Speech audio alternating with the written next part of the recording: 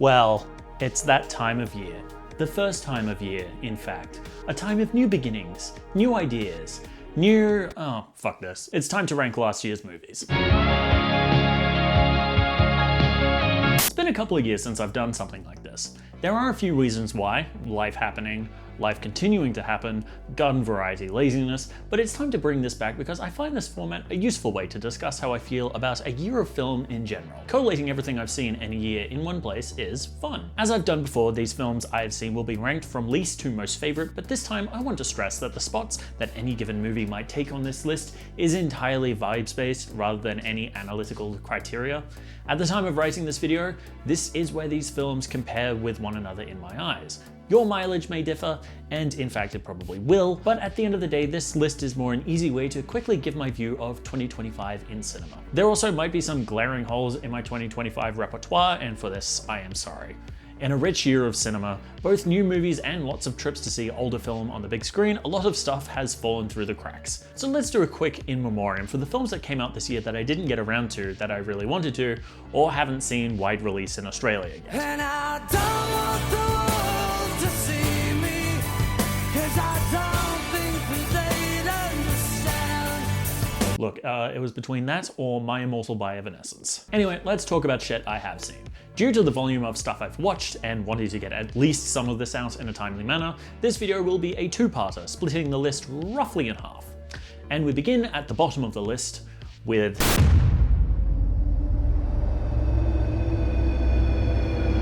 Riley Brennan, one of the hosts of YouTube series Paranormal Paranoids, goes missing in the town of Shelby Oaks while taping a new episode of her series. Her sister Mia begins searching for her again when a man arrives on her doorstep, carrying a tape of the fateful night Riley went missing. As she investigates, she discovers a dark secret about Shelby Oaks and her own past. It brings me no pleasure to report that Shelby Oaks, Chris Stuckman's much publicized debut feature, does not work. Which is a dreadful shame because I had been barracking for Stuckman pretty hard in the lead up to this film's release. Was there a certain amount of living vicariously through a dipshit movie reviewer with a YouTube channel realizing his dreams of being a filmmaker and getting produced by Mike Flanagan? Yes, that is straight up what was going on. But I was also in the hype game for artistic reasons. It's always exciting to see someone get their shot at telling the story they wanted to, and I was ready to support an up-and-coming filmmaker. And the thing is, on a directing level, there's nothing really wrong with Stuckman's approach. On a technical approach, he is a very competent director, even good. The first 15 minutes-ish of the film are told in a sort of mockumentary style in a 16:9 ratio, before brutally cutting to a more conventional narrative style shot and scope. The found footage elements, those being the tapes of the Paranormal Paranoids YouTube videos, are also genuinely pretty creepy. Stuckman's direction is a little more conventional in the narrative scenes, but you know, early days yet.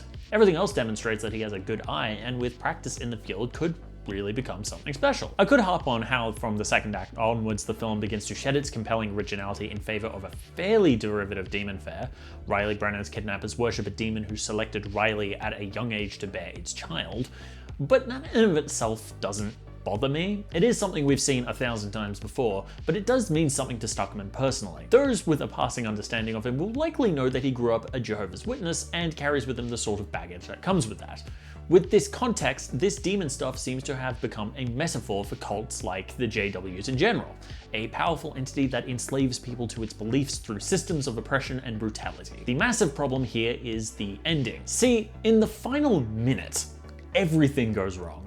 Riley is gratuitously killed off by the demon's hellhounds while trying to smother the demon's child, and Mia becomes possessed, doomed to raise the demon's child and continue the circle of oppression. Again, I understand the impulse to end like this. In context, it feels like a scream of rage, that these cults continue to sustain themselves, continue to suck more people in, and trap them. I get it.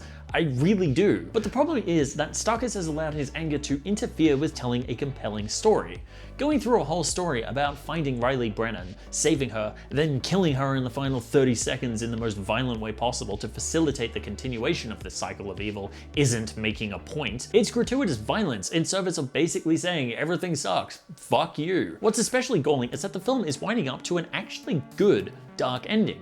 If it had instead ended with Mia walking in to find Riley has already killed the child, that's a pretty good ending. Riley and Mia are free of the cult, but things are still fucked up for them. But instead, Stugman opts for shock value, overemphasizing a point about cult cycles of abuse he's already made through the rest of the film, and in the process casting a dark shadow over everything that has come before it. Overall, Shelby Oaks doesn't feel like a new director stepping out into the world, confidently telling us what he can do. It feels like a scream of anger, something that he needs to get out of his system. It is my hope that, now that he's done that, he can move on to bigger and better things. I genuinely mean it when I say I can't wait for his next film, to see Stugman grow into the really good director I'm very sure he can be, if he's not too busy running gambling ads in his movie reviews. Former F1 racer Sonny Hayes comes out of retirement to help his former teammate, now a team manager, to win a Grand Prix and save his team from being sold. He finds himself at odds with the team's other driver, hotshot rookie Joshua Pierce. The two are forced to learn how to work together in order to win the Grand Prix. If that seems a short plot summary, that's because that's about the extent of it. F1, narratively, really is every sports movie you've ever seen before. The jaded old-timer, the rookie with something to prove, the old-timer's love interest, everything. It is sports movie color by numbers. But here's the thing. I wasn't really expecting it to be anything else when I sat down to watch this with my mom in IMAX. I knew what I was getting into, and I still had a good time. See, Joseph Kosinski is also pretty keenly aware that the plot isn't anything you've never seen before. So he goes all in on the F1 racing sequences. It's no Grand Prix from 1966, but without fail the races are exhilarating and always have something interesting to look at. There's this one setup Kosinski goes to a lot, where a camera bolted to a moving F1 rotates from the driver to a forward-facing position, or the other way around. Kosinski does this something like 10 times in the movie, but I can't fault him for it because I've never seen that before, and it adds a fun flair to already pretty exciting racing sequences. This is also a film that was very much enhanced by the fact that I was watching it on an IMAX screen. Not just because of the sheer scale of its presentation, but also because of the sound mix. In that IMAX theater, the race commentator's voice was routinely mixed from behind with a subtle reverb. It genuinely felt as if you were sitting in a racetrack with the commentator yelling from a shitty PA system somewhere behind you. It was a little extra immersion that went a long way to sell the film. On any narrative or thematic level, F1 isn't much to write home about, but it was definitely a fun and worthwhile theater experience for me. And the thing is, that still means I was happy with it. At the end of the day, not every movie I watch has to be like that deep or anything. I sure do love it when it is, but sometimes it's fun to just see a spectacle. F1 provided that, so I'm happy with it. Julian Dillinger of Dillinger Systems has created the perfect expendable soldier. Ares, a program who can be summoned from the grid to appear in our real world. He only has two problems. He can't work out how to make anything printed from the grid, including Ares, stay solid for longer than half an hour, and his competitors at Encom, led by Eve Kim, have. His other problem? Ares has become self-aware, and he believes there's more to life than serving Dillinger's needs. So here's the thing, I am a massive Tron guy. I've been since my mum put on the original when I was a kid and showed me a movie that didn't quite look like anything else I'd ever seen. To this day, Tron is a wholly unique film stylistically, so I still love it. I then marveled at Legacy and its ridiculous black and blue tones and its bangin' Daft Punk soundtrack. So it brings me no joy to report that Ares is, fine. The trouble with Ares is that on any stylistic level, it doesn't have quite the same panache as the previous two films. The original has the weird, wonky mix of early CGI and black and white 70mm film photography. Legacy has its sleek metal look. By comparison, Ares doesn't pop as much. The trailer seemed to promise it would, but in theaters the film seemed a lot more washed out than its predecessors. Something of the charm of Tron to me is that while the scripts have never been high art, they've always been nice to look at. So when the visual aspect isn't as impressive, you're left with, well, a Tron script. Which isn't to say that it never looks cool. Things like light cycles and recognizers existing in our universe is just inherently cool, for example. And that's not also to say that the script completely sucks, because it really doesn't. Yes, Ares as the program who wants to be a real boy might seem an obvious path to take, but the script handles it with the requisite empathy to Ares, so it's reasonably effective. The first hint that he's become self-aware is a moment where he analyzes the rain and has an emotional reaction to it. It's subtle work actually, and it's kind of moving. The rest of the film follows in this simple but earnest path of bringing Ares to life. Some of it gets a little on the nose, such as Ares discovering a love for Depeche Mode, get it? The 80s? But even that has a poignancy to it. His gut reaction is to quote the Wikipedia page on why they're good, but when pressed he realizes he can't verbalize why he likes their music, he just feels it. Unfortunately, Ares as a character is kneecapped by the Jared Leto of it all. To be fair to the guy, this is the closest to a good performance I've ever seen him turn in, but if you put Jared Leto in a movie in any capacity, I'm going to struggle to care about his character.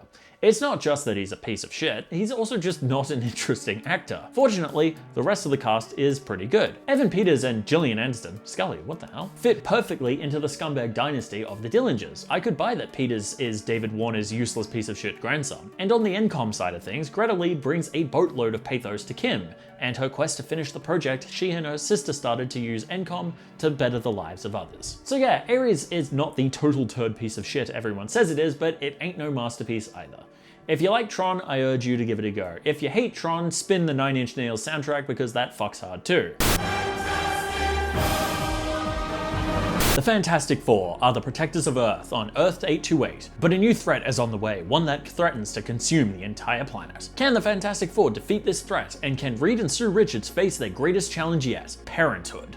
I do not care about the MCU anymore. I just don't. I mean, fair dues to anyone who does, but I think I've hit the saturation point of my ability to care about the greater universe. With that being said, I've always liked the Fantastic Four, and I liked the look of the cast of this movie and its retro-futuristic aesthetic, so I gave it a go. It's fine. I don't intend this to sound completely dismissive. The cast is very good as the Fantastic Four. Each one is doing something pretty cool with their character. Vanessa Kirby is wonderfully vulnerable and strong as Sue. Joe Quinn plays Johnny more as a cocky dork than the womanizer of the Tim Story with films, more accurate to the comics. And Pedro Pascal plays Reed as an autistic man, which rocks. The cast is fantastic. The same goes for some of the visual effects. Matt Shakman did as many of them practically as possible, so shots of Galactus walking through the city feel a lot more tangible than your average MCU film final battle. But the problem is that the film often comes close to saying something satisfying, but ever so slightly misses. See, the movie doesn't even scratch 2 hours. Going in, I was intrigued, looking forward to a lean, brisk superhero film. But it became apparent to me at some point that bits of the movie were missing. An early montage of footage shown on a TV show hosted by Mark Gatiss appears to be a scissor reel of scenes cut from the movie. But that's not terrible to me. My biggest beef is that the film has subplots that start and then kind of vanish. At some point in the film, Ben Grimm meets a woman named Rachel, this movie's version of Alicia, I guess. The shape of their romance subplot is evident in the movie, but none of it actually happens. They meet once, then later in the film, Ben goes looking for her for solace as the world looks like it's about to end. We get the beginning and the end of the romance, but the rest has been excised. It's really weird. There's also the part of me that really wishes the film had pushed harder on the 60s aesthetic. The production design is beautifully Jetsons, but I kind of wish they'd shot it on grainy 35mm anamorphic to really sell it looking like it's from the 60s. Oh well, I suppose. I mean, as I said, this movie is fine aside from these things. When I saw it in theaters, I had fun, and I reckon if you're partial to the MCU, you will too. John is in a basement mixing up the medicine. A new legend has emerged in the folk music scene, a scrappy young man by the name of Bob Dylan. But what will happen when he goes electric? I think the biggest trouble with A Complete Unknown is the same one I have with a lot of music biopics. At the end of the day, I don't think I have a lot to say about it. Which isn't to say that it's a bad movie or anything, but I reckon it kind of speaks for itself. Also, I have absolutely no context for Bob Dylan's actual history, so I can't speak to its accuracy. Instead, the best I can do is what this movie meant for me, so here goes. I think the thing I most appreciate about A Complete Unknown is that it's pretty honest about the sort of person Dylan was. Throughout the movie, Dylan is kind of an asshole to everyone around him and carries around an inflated sense of ego. This might seem derogatory, but apparently the first person who would tell you this is Dylan himself. It would seem in later years, anytime someone's written anything that says, "Hey Bob, you were kind of an asshole," his response is invariably something to the effect of, that's fair. And this movie's script appears to be no exception. In this way, it's kind of refreshing that A Complete Unknown is able to be completely honest about Dylan. He might be a lyrical genius, but he was also a bit of a prat. I'd also like to shout out the cast of this film.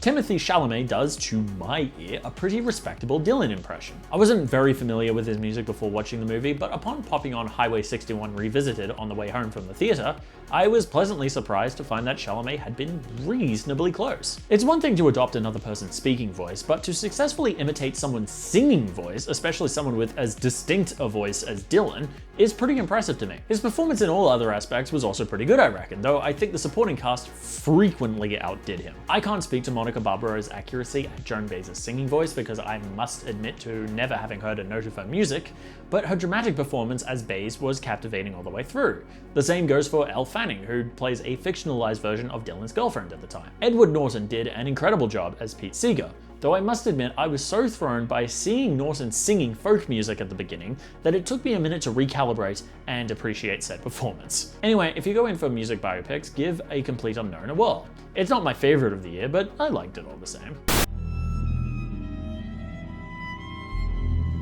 In Guillermo del Toro's adaptation of Mary Shelley's classic novel, Dr. Frankenstein follows his dream of creating life.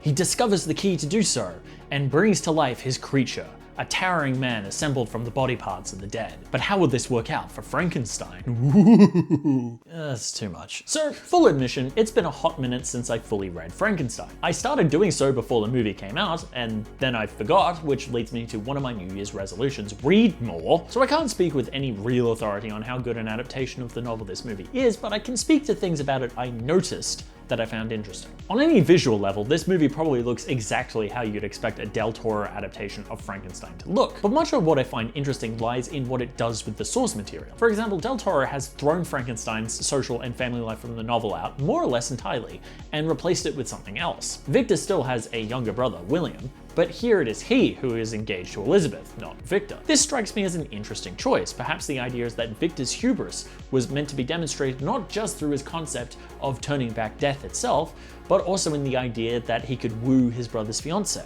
There is also the fascinating choice to have Mia Goth play both Elizabeth and Frankenstein's mother, as well as suggesting that Frankenstein's fascination with life and death was triggered by the traumatic loss of his mother. The Oedipus complex has always been a little bit part of the whole Frankenstein thing, you know, kill the father, but it's interesting to see Del Toro full send the other half of that complex through Frankenstein and Elizabeth. It's also an interesting way to recontextualize some of the more incestuous aspects of the original 1818 text, where Elizabeth was Frankenstein's cousin. She's referred to as kind of a sister in the 1831 text, but she's adopted there, and frankly that's a whole other can of worms. Del Toro also adds a new character, a benefactor who funds Frankenstein's research into creating life in the hopes that his own life could be extended, an addition that seems to serve to underline the selfishness of humanity trying to mess with the natural laws of life and death. However, being who I am, the thing that stuck out to me the most was a repeated motif across the film in which light reflected off the creature's eyes like that of a cat's. I couldn't help but think of the replicants from Blade Runner, and I think this was a deliberate allusion on Del Toro's part. Both the creature and replicants represent similar things, life engineered by humanity in their hubris to become gods of their own kind. But more crucially, the Tyrell motto for the replicants popped into my head: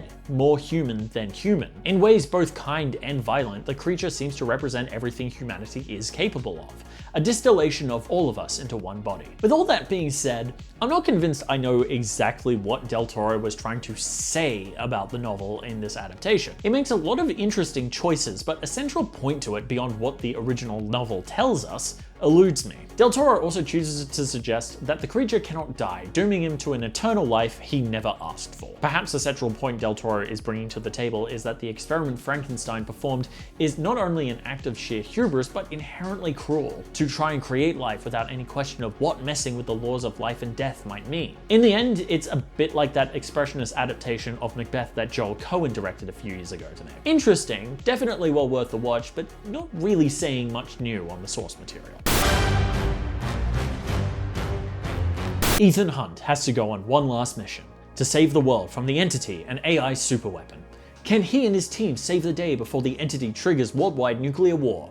Can we trust Ethan to get the job done one last time? Final Reckoning is a film with definite bugs and glitches. The opening act takes 6 years to get to the point, and it is definitely guilty of being heavily franchise-brained. I'm not even talking about how one of the pivotal characters of the film winds up being the clerk from the first Mission Impossible that Ethan made shit himself to complete his knocklist heist. That's a bit on the silly side, but it's at least connected with some traceable logic to the setup of the film.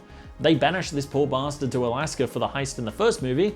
They need to use his base in Alaska to find the submarine that the source code for the Entity is on. That's fine. No, the truly ridiculous thing about this movie is that a character who was introduced in the last movie as the agent sent to track Ethan down turns out to be the son of Jim Phelps, the man who betrayed the IMF in the first movie. What's especially comical about this is the fact that Ethan killed his father has no bearing on this guy's motivation. He's just mad butthurt that Ethan doesn't follow orders. We don't need this reveal. Who is this for? There is a lot to like in this movie.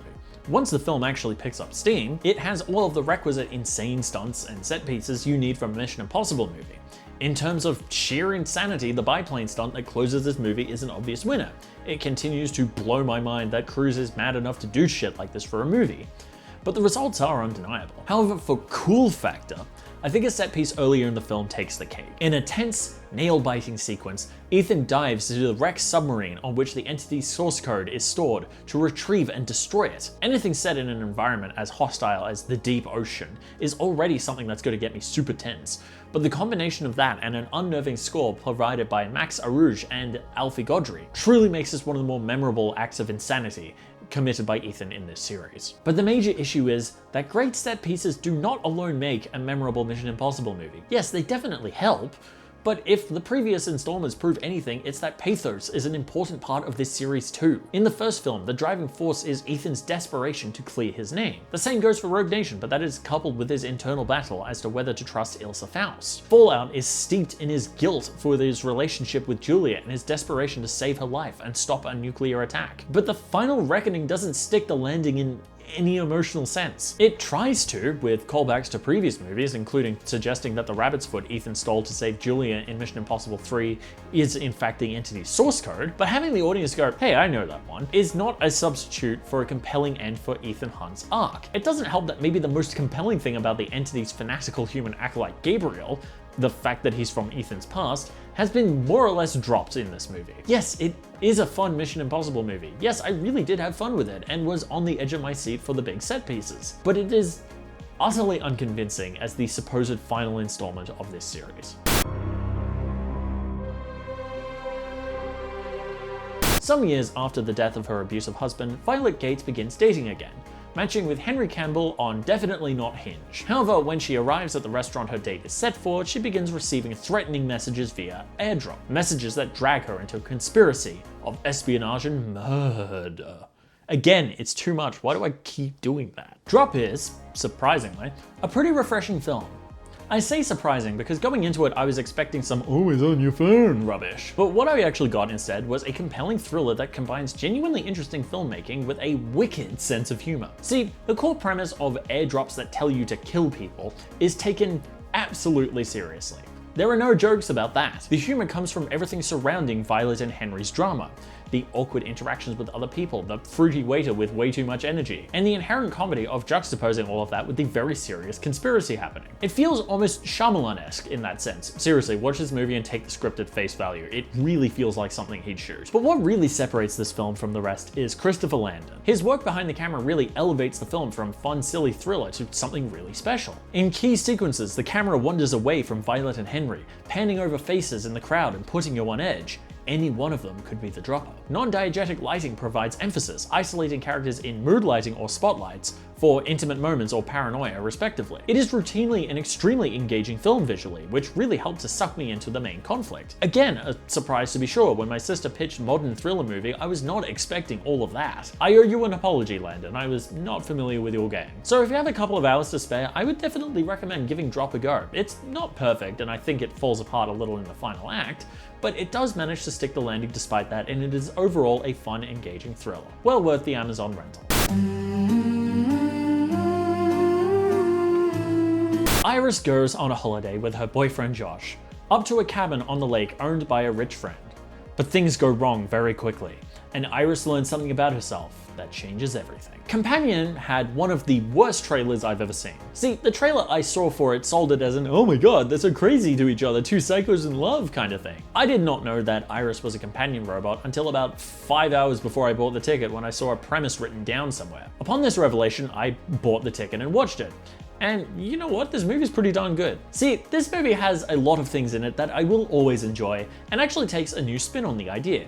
If there's a trope that goes gangbusters with me every time, it's the story of a robot discovering they are sentient and becoming their own person. It worked with the Terminator in T2, it worked with Data in Star Trek, and it worked with Iris here. However, the specific context of this trope being used here is interesting, as it uses the trope to tell a story about a woman breaking free of a toxic relationship. See, the film makes no bones about the fact that Josh is a creep, and he bought a companion robot because he needed a woman he could totally control. The key mechanism of the film is that the companion robots don't even know they're robots, and have false memories implanted in them to make sure that they think they met their partner naturally, so they think they're truly in love. There is a passing detail that reveals that he programmed Iris's intelligence to be somewhat low, so she'd be airheaded and I guess more submissive to him. Gross! So the film combines this with the classic robot Pinocchio story to not just give Iris her own personal agency and freedom, but also tell a galactic good-for-her story. This material might sound a little on the heavy side, and it frequently is, dipping into coercion and sexual assault,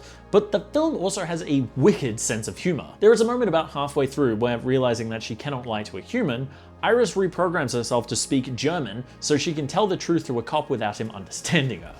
The film might deal with some heavy thematic stuff, but it finds levity where it can, making it a pretty fun watch as well as a disturbing one. Companion went a little overlooked, I think, this year, but I really do recommend finding it and giving it a go. It's not reinventing cinema, but it has an interesting premise, it's dark, and it's funny. I say give it a whirl. The Payne family moves into a new home after their daughter Chloe's friend Nadia died. This house, however, is haunted. Stop doing that. But by whom? Is it Nadia or someone else? Presence is a film experiment based on a very simple premise. What if the haunted house story was told from the point of view of the ghost? Like, literally, its point of view. To investigate this idea, Steven Soderbergh places us in the head of our ghost. The entire film is shot on long point of view shots that float through hallways and hide in cupboards in the house, shot on a Sony mirrorless camera with a very wide lens. In this way, we are the ghost, watching the Payne family and their troubles develop, how they react to the presence, and even shedding some light into the mysterious death of Nadia. The thing is, I think if you asked Soderbergh point blank, he would freely admit that the thought experiment is the main point of the film. While the script certainly is intriguing, it's also never pretending to be anything else but in service of seeing how far he can push the idea of shooting a film entirely from the point of view of a character nobody else can interact with. The actual surprise was in the emotional content of the film. See, the opening leads you to believe it'll become a story about Chloe and her connection to this presence that she can't see but can feel. But then the film sort of meanders through the lives of the Paynes. Chloe's struggle to cope with her friend's death and budding romance with a classmate, her brother Tyler being a piece of shit, and their mother, played by Lucy Liu, enabling Tyler's crap and being an overall boy mom trademark. At some point, I was beginning to wonder where all of this was going, but there are a couple of late film twists that bring the whole thing into focus. One of them is a little strange, abruptly changing the tone of the film, but the other reveals the identity of the presence with a beautiful touch. As I said, the film doesn't have a whole heap of substance beyond its central thought experiment. But it is a very interesting experiment, and the film doesn't even crack 90 minutes, so it's in and out before the bit can really get tired. If you're looking for something a bit different, or wondering what Soderbergh's up to with his little technical side quests, give this one a go.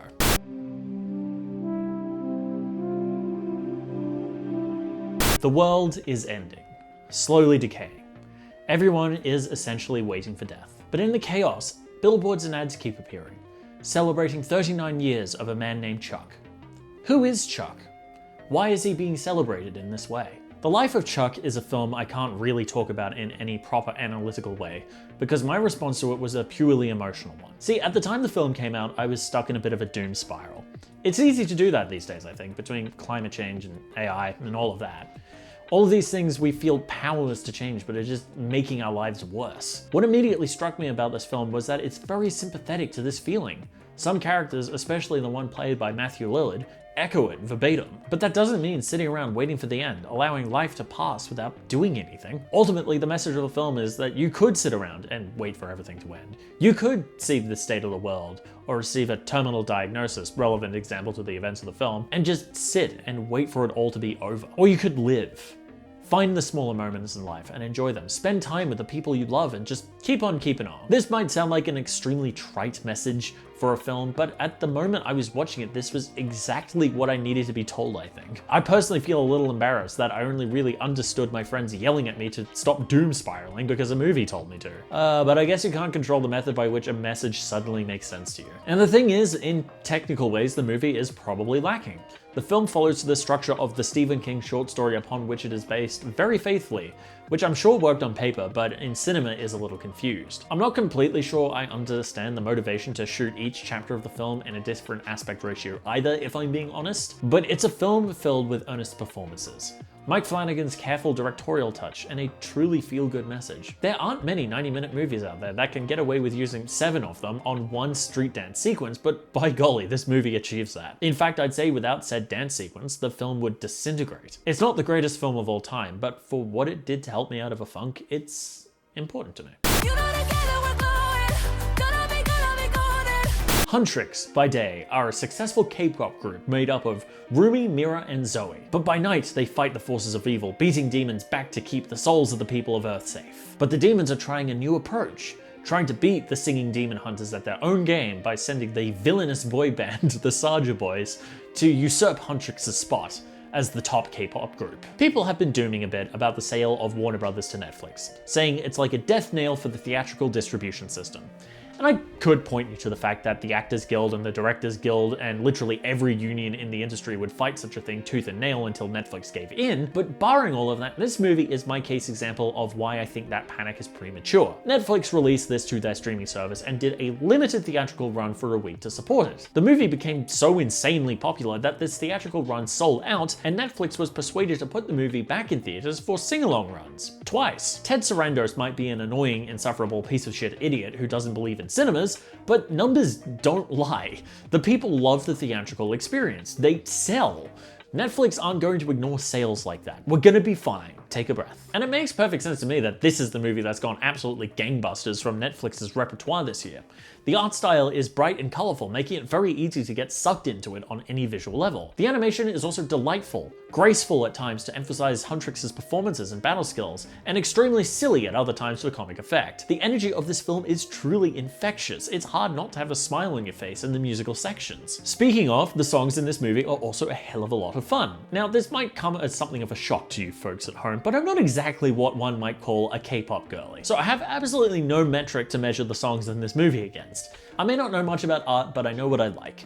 And I know that the songs in this movie are as infectious as the animation. Golden is just a genuinely really good pop song, as is Takedown, and How It's Done is almost irritatingly catchy, to the point when it came on in the car on a recent trip to Sydney, I would have joined my sisters in, badly, singing along to it if I knew any of the words. Incidentally, the production of How It's Done is delightfully cheesy. There are so few songs that would get away with using that stock orchestra hit sound these days, but this is one of them apparently. But the thing that is really special about K-pop Demon Hunters is that at the core of it, it is a really nice story about not being who you thought you were in a world that stigmatizes that difference. Is the metaphor of Rumi being part demon a little muddled when, yeah, the demons are a bit evil and need to be fought?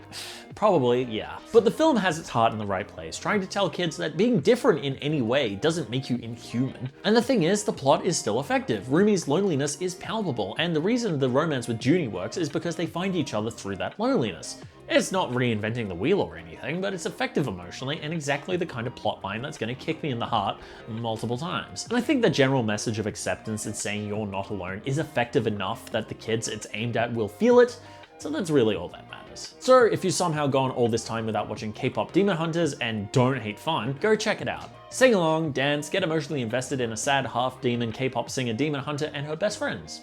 You won't regret it. CIA Director DeFontaine is about to be impeached for her involvement in the Sentry program, an attempt to create a new superhero. To clean house, she orders the operatives she's used in the past to kill each other. Operatives that include Ghost, Taskmaster, US Agent, and Yelena Belova. When they realize they've been double-crossed, they team up together, alongside Red Guardian and Senator Bucky Barnes, to bring an end to DeFontaine's schemes. But what does this mission have in store for them?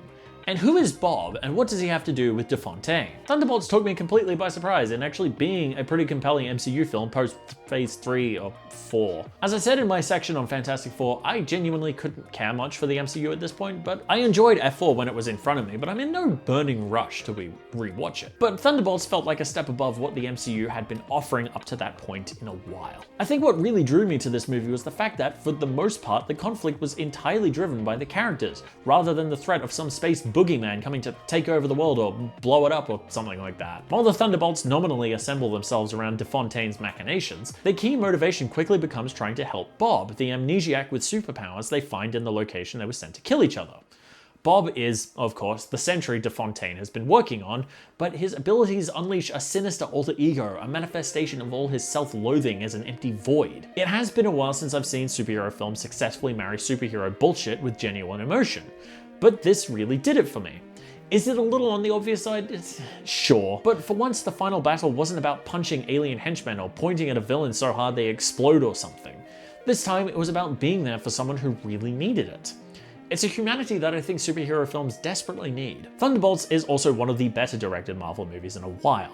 It still has the hallmarks of the in-house style, but there is a tangibility to some of the stunt work that helps ground it and make it feel less like CGI people being flung around. There is a car chase in the midpoint of the movie that, despite being a lot more simple than a lot of MCU set pieces, was some of the most fun I've seen from them in a long time. This is also the most MCU humor has worked for me in a while. It actually feels like the characters are saying funny things rather than the screenwriter, if that makes sense. Thunderbolts doesn't do anything revolutionary or anything, but it does what it sets out to do, be a compelling story about mental health that's dressed up as a superhero movie that can still be sold on a wide release. It's fun, it's silly, it's honestly pretty moving. Besides Guardians of the Galaxy 3, it's the only Marvel movie from the past 5 years I'm in any hurry to revisit.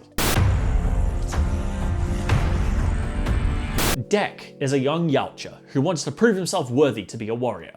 To do so, he travels to the most dangerous planet in the universe to kill the apex predator on the planet. But to do so, he needs help from an unlikely ally, a Weyland-Yutani android. So, a personal confession, probably a funny one too. This is my first Predator movie. In all likelihood, a ridiculous place to start. I mean, the general idea of the Predator franchise is that the Yautja are feared warriors, and I begin with the movie about how one of them learns the meaning of family and is our sympathetic hero. Did I make this decision because I saw Elle Fanning in the trailer and got hard eyes? But honestly, it was worth it. This movie is plot-wise probably nothing you've never seen before.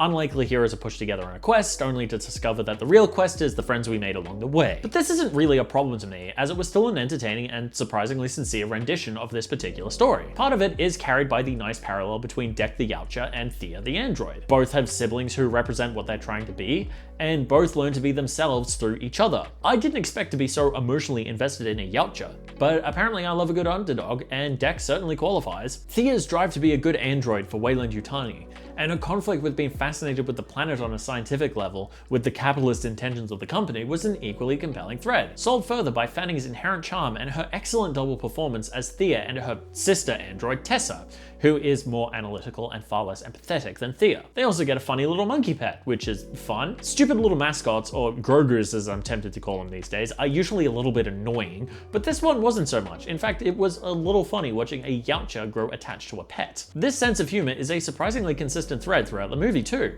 It's not a laugh-a-minute musical comedy, but Dek manages to be pretty funny on occasion. There is also a running gag about the fact that Thea got her legs cut off that manages to not only be amusing, but also manages to pay off in a narratively satisfying way. It's all just really solid stuff. So if you like found families, Yautja and Elle Fanning, you can't really go wrong with this movie. It also worked wonders as a sales pitch for the rest of the Predator franchise, so it's won me over on that point too. Laszlo Toth emigrates from Europe to America in the wake of the Second World War, and becomes under the employ of industrialist Harrison Van Buren, who commissions him to design a sprawling community center in his town. However, while initially a godsend to Laszlo, this job slowly tears him apart. So, in terms of personal enjoyment, The Brutalist is a film I have massively cooled on since watching it twice, once in IMAX. There are so many films I've enjoyed more than The Brutalist this year, and I think it occasionally is a bit more obvious than it needs to be. But in terms of spectacle, this still really is the top of the pile for me. I think if I said something like, this movie looks mid actually, I'd be taken out the back and shot, and that's for good reason. On a visual level, this movie is beyond stunning. Contrary to reporting on the topic, the film is not entirely shot on VistaVision. It is shot on a mix of the large format 35mm and standard 4perf 35mm. However, the motivation for VistaVision is clear. The larger gate of the VistaVision cameras allows for wider fields of view, which means that the scale of Laszlo's architecture can be captured without using wide lenses that could distort perspective and our perception of these large buildings. The results are undeniable. The photography of cityscapes, buildings, and even landscapes is absolutely stunning. But even outside of that, the film is impeccably shot, utilizing naturalistic lighting to beautiful effect. It's no Barry Lyndon, but it's impressive nonetheless. The trouble to me is that this film is much better shot than it is written. It's not a bad script, mind you. In fact, as a tale of the American dream chewing up and spitting out immigrants coming to it in search of a better life is pretty compelling. Van Buren is a perfect human embodiment of this American dream. Charming, inviting, but evil and will take advantage of you, frequently violently. But there are moments where Brady Corbet disappears up his own arse. There are several sections of the movie that take on a newsreel aesthetic to explain things like American steel or heroin. In a movie already pushing 3.5 hours, 15-minute intermission included, we do not need that. It feels massively wanky and sort of gives the impression that the movie is talking down to us. The latter of the examples listed is particularly irritating because the movie had just introduced Laszlo's heroin problem pretty succinctly in montage. There is absolutely no need for this kind of hand-holding. That said, however, I do think the movie is generally effective.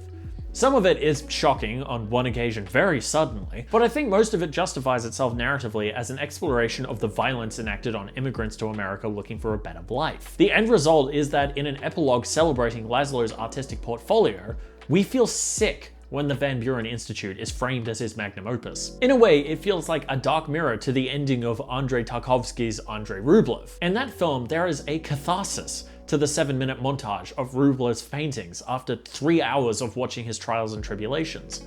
Art and creativity persevering in a difficult life. But there is no such catharsis to be found in The Brutalist.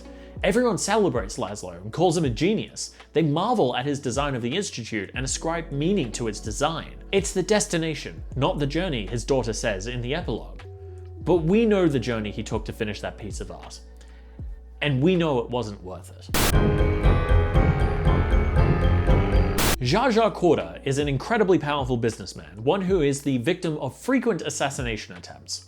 One day, after a particularly eventful attempt on his life, he makes the choice to reunite with his estranged daughter and finally pull off his most ambitious business scheme yet, the complete rehauling of the infrastructure of the country of Phoenicia. Wes Anderson has, in recent years, become more ambitious with his nesting doll style of storytelling, beginning with the Grand Budapest Hotel being a book of an oral retelling of the story of Gustav H, to The French Dispatch being a collection of stories of the town Ennui, printed in Definitely Not the New Yorker, to Asteroid City being a television special about the development and production of a play about a close encounter. While I've been fascinated by Anderson's experiments with narrative structure, I must admit it came as something of a relief that the Phoenician Scheme is, comparatively anyway, pretty straightforward. In fact, the thing I find most interesting about this movie is that it has the skeleton of an early Anderson film, but filmed through the lens of his late-stage work. While all of his work has been in some way about this, particularly earlier Anderson movies have a fascination with people in crisis, typically midlife crises. This is the heart of the Royal Tenenbaums, the Life Aquatic, and to an extent the Darjeeling Limited. All of these stories have their characters try to pursue what they think they want, only to discover that they wanted something else entirely. Royal Tenenbaum chases after his wife, only to find he just genuinely wanted to reconnect with his kids. Steve Zissou chases obsessively after the leopard shark, only to find he just wanted human validation. As such, the Phoenician Scheme on a skeletal level has more to do with the Life Aquatic or the Royal Tenenbaums than it does the Grand Budapest Hotel. Zsa Zsa Gabor is a classic Anderson protagonist, obsessed, driven by one thing, and a major league asshole. He knows that the assassins chasing him are gonna get him soon, so he becomes obsessed with his magnum opus, the Phoenician Scheme. To him, it's about his legacy, but the further he chases it, the more it becomes about reconnecting with Liesl, his daughter. It's a tried and true formula for Anderson, sure, but after years of messing around with narrative structure, I can understand him wanting to go back to basics, so to speak. None of this is to say this movie could be confused for early Anderson, because in terms of production value, it very much is in the same vein of stylistic excess of everything post-Grand Budapest.